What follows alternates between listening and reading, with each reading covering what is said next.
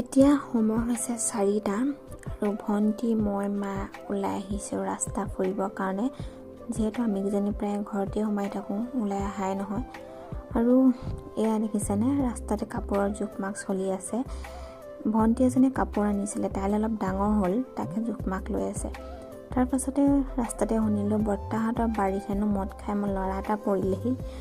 তাকে আমি ৰাস্তা সম্পূৰ্ণকৈ নগৈ পিনে আধাৰ পাই ঘূৰি আহি ল'ৰাটো চাবলৈ আহিলোঁ আৰু দেখিছেনে, সেইটো ল'ৰাটো পৰি আছে। কি ক'ম আৰু, আজিকালি ল'ৰা মদ পানী খাই একদম ক'ব নোৱাৰা হৈ থাকে। মোৰ ওচৰলৈ যাওঁ লাগিছে, কিন্তু ভয়ো লাগিছে, মদ খোৱা মানুহ যিহেতু। কিন্তু উপায় নহয়, ওচৰলৈ আহিলোঁ। ল'ৰাটোক ওচৰ পাই চাওঁ বুলি ভাবিলোঁ, যিহেতু যেনেকৈ পৰিছে বুলি শুনিছোঁ নহয়, জেৰুৱা ভাঙি পিনি ল'ৰাটো কেনেকুৱা অৱস্থাত আছে চাবলৈতো সকলোৱে মন যায় ন। সেইকাৰণে ময়ো ওচৰলৈ গুচি আহিলোঁ। কিন্তু চব কিমান মানুহ